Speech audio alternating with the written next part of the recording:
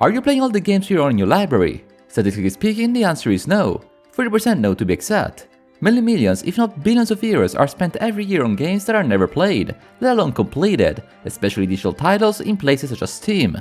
Do not be ashamed if you contribute to this statistic, we all do to a certain degree, and I can say that was a time where my backlog truly got out of hand, to a point that it felt overwhelming to even start playing newer games. Truly an awful feeling. To manage the infamous backlog takes more effort than people assume. It takes both strong will as well as a methodology in order to pull off correctly. In this video, I wish to share some tips and tricks that work for me that might suit your situation. I do not claim my methods to be perfect by any means, but they might just work for you too. Addressing the issue in general might inspire you to play differently. But first things first, roll the intro.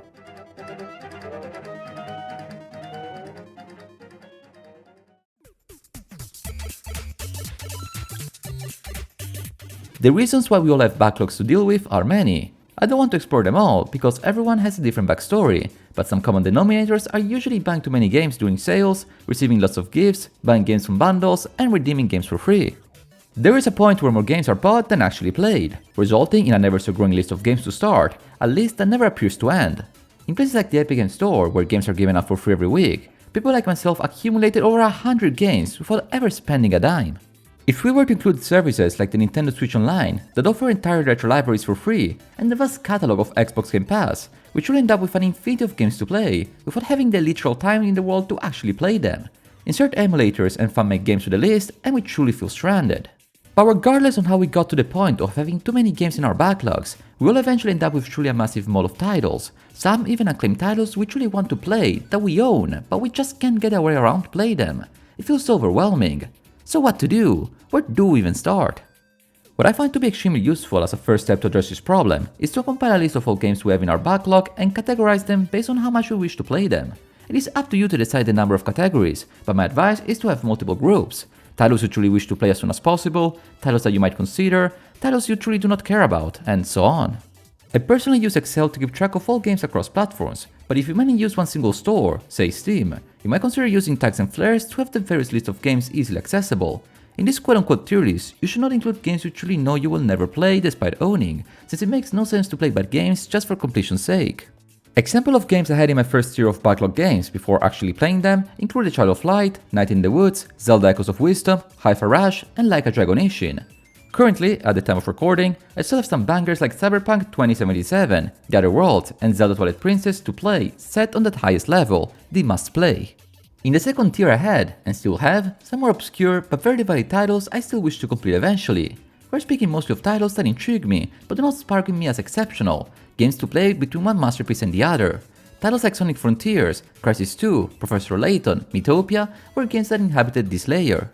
Do not, however, underestimate the different tiers, since there might be hidden gems there too.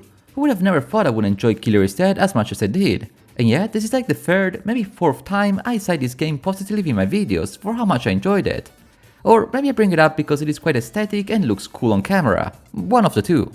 Anyhow, once you have this list ready, I would suggest you subdividing it into further groups, mainly for length. How long does it take to complete? Some FPS might have fairly short campaigns, some RPGs might last for 2 months. It is wise in my opinion to locally be aware on how long each game takes to be completed. The reason why I suggest doing this is because I find it quite healthy to alternate between long and short games, and to play games for the right length at the right time. If you truly wish to see the number of games in your backlog decrease, it makes no sense to start playing the longest role-playing game you have on your list. In 60 hours, you can play 6 different games rather than one.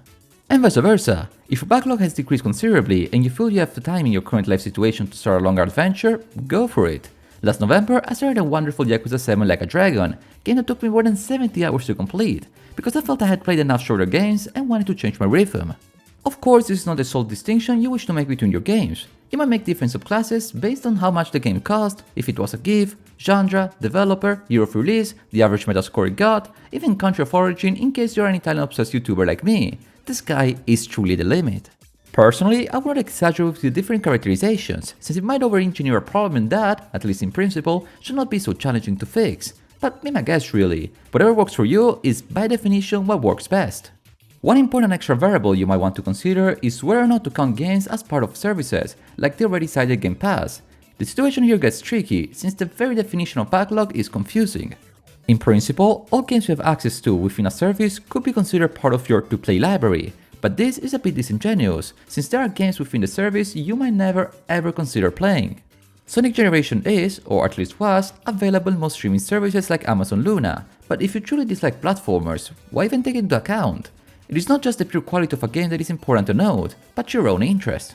To place as many games as possible into a Word document will not do you any good, but not putting any game at all is also not motivating. What could make the most sense here is to have a pool of 10-ish games different from each other always at your disposal, always ready, so then when you do not know what game to start, you choose from the selected group rather than the overwhelming long catalog.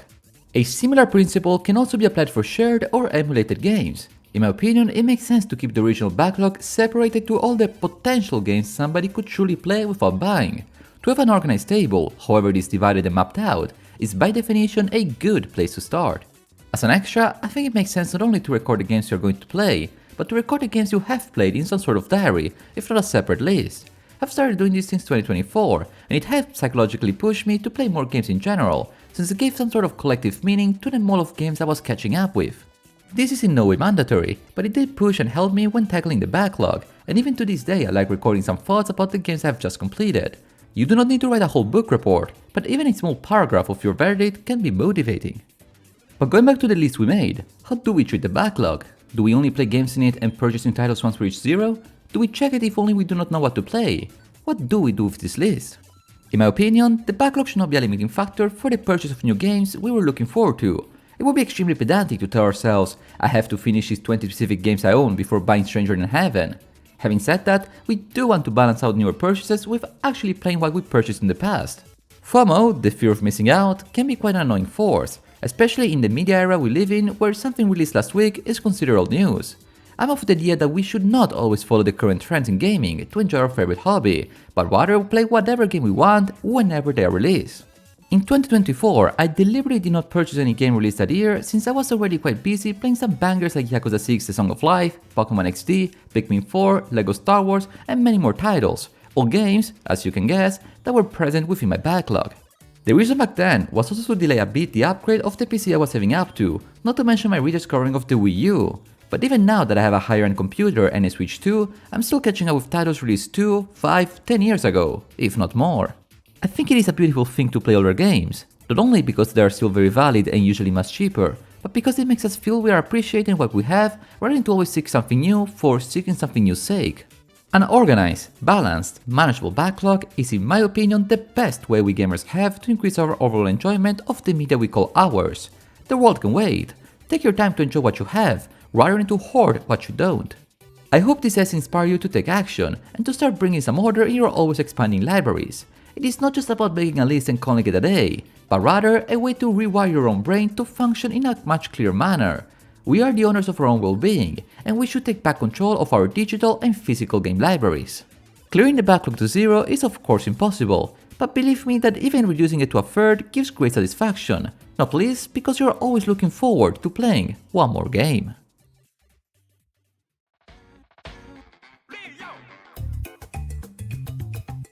Backlogs are a bit inevitable in life. We always have so many things to do, yet so little time to do them. At least that's what we tell ourselves. Games are no different, and considering that some games can take up to 100 hours to complete, a backlog will naturally sprout sooner or later. In this video, I give you a vision on how it can be organized and utilized to make it a bit less frightening. But of course, I would be curious to hear your methods and tactics. How do you organize your backlog? Are you going to tackle it sooner or later? Let me know down in the comments below. If you made it this far, I wanted to thank you one too many backlog stands for watching today's video. I think there's no more global gaming topic than this one, since it is definitely affecting players all across the world, including the folks recording this video. Are you planning to reduce your backlog this second half of the year? Is that a New Year's resolution of yours? I wish you all a wonderful day. And until next time, arrivederci.